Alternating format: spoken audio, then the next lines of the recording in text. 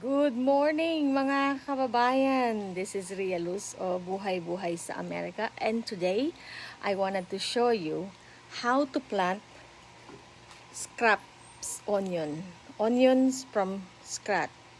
So I will show you that this is how I save an onion. If you can see, I cut the onion. I did not completely use the whole onion. If you can see the length and the size of this, the middle part of the onion. Or sometimes you can actually cut, wait a second. Good morning sa inyong lahat dyan. You can cut a small part, at least up to here. You don't use the entire onion when you cook. You can actually just cut, leave some for your next onion to have some roots. This one has been, I used this onion the other day, but I actually did not completely use the whole onion. Instead, I leave some, and I leave some, I leave the roots to make sure that it can grow. I have it on water for at least a day or two, and so I have, for your viewing pleasure, I am going to show you my soil that I already have dug. So I think I did not dug it enough. I'll dig some more. So the whole bulb, this onion will go. Yes, see? So now I just need to, you can leave the onion either deeply buried. So maybe bury it some more. It's a trial and testing, but I have already tried. Oops, you see my Lipton tea. You see that, oh, mas bumabaw pa. it even gets shallower. Let me dig some more.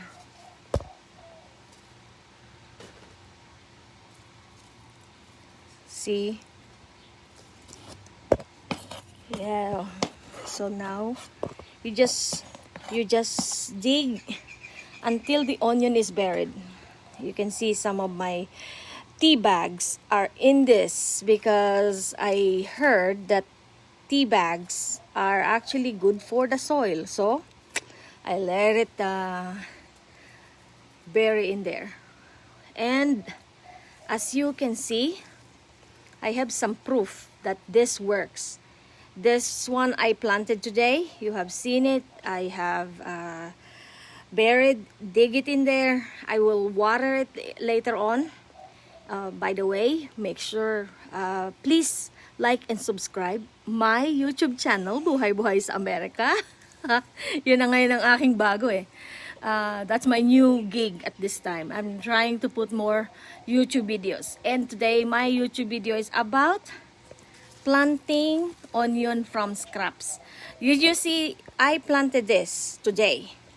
And this is my onion few weeks ago. This was the one I planted. Maybe this was about a week or two. So this is an onion from this onion. This one. Whoops.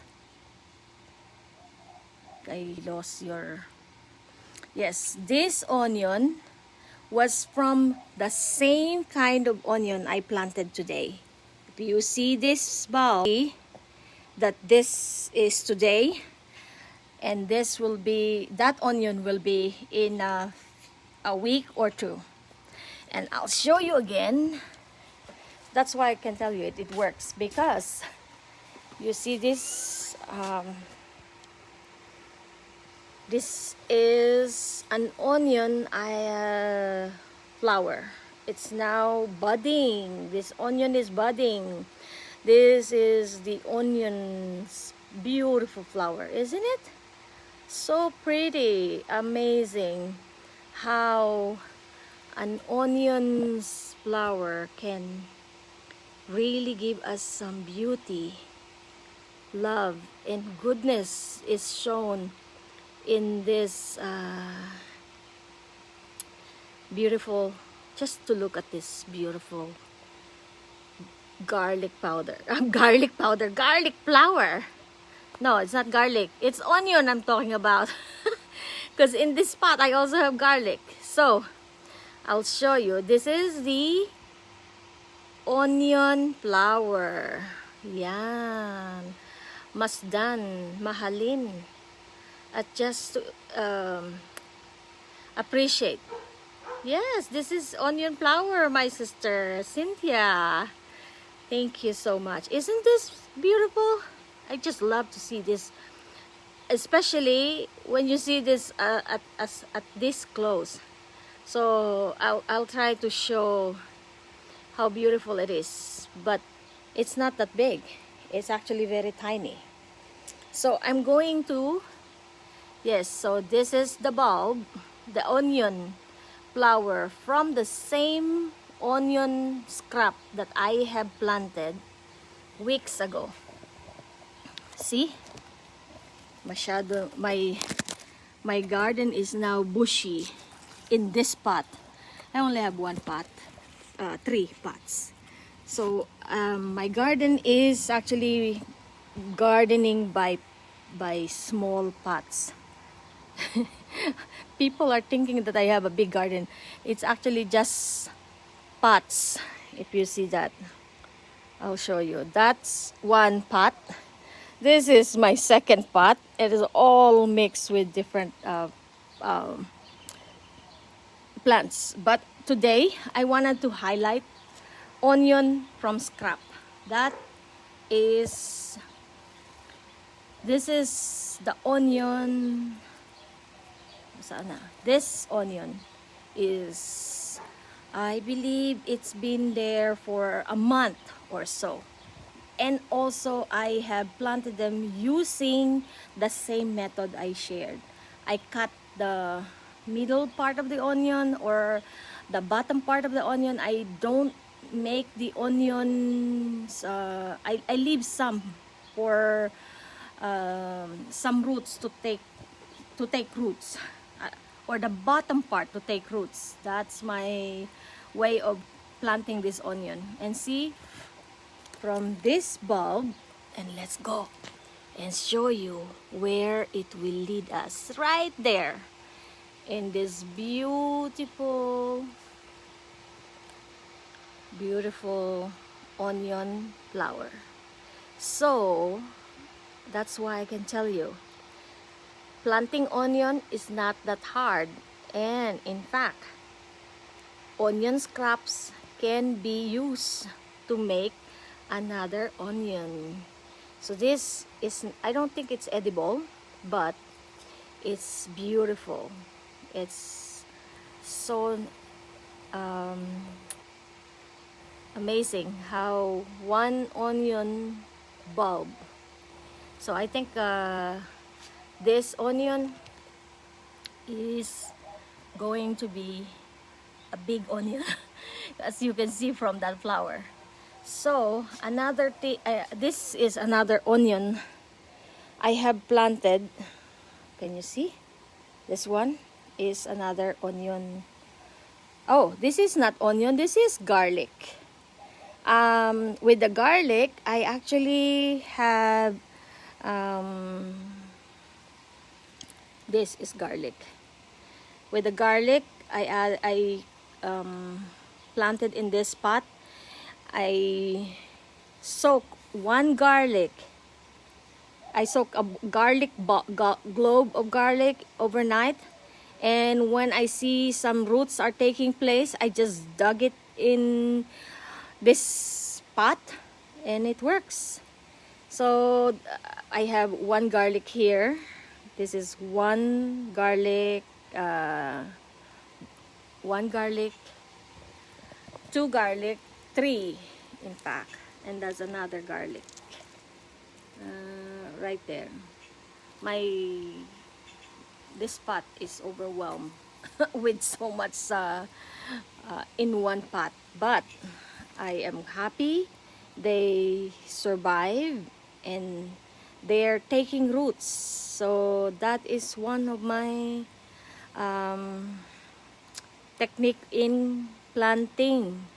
Yes, as you were mentioning a while ago, hey, maraming salamat po sa inyong pagsali at pagbantay sa aking pagpa-plant ng onion from scrap. And as you see earlier, our sister has mentioned about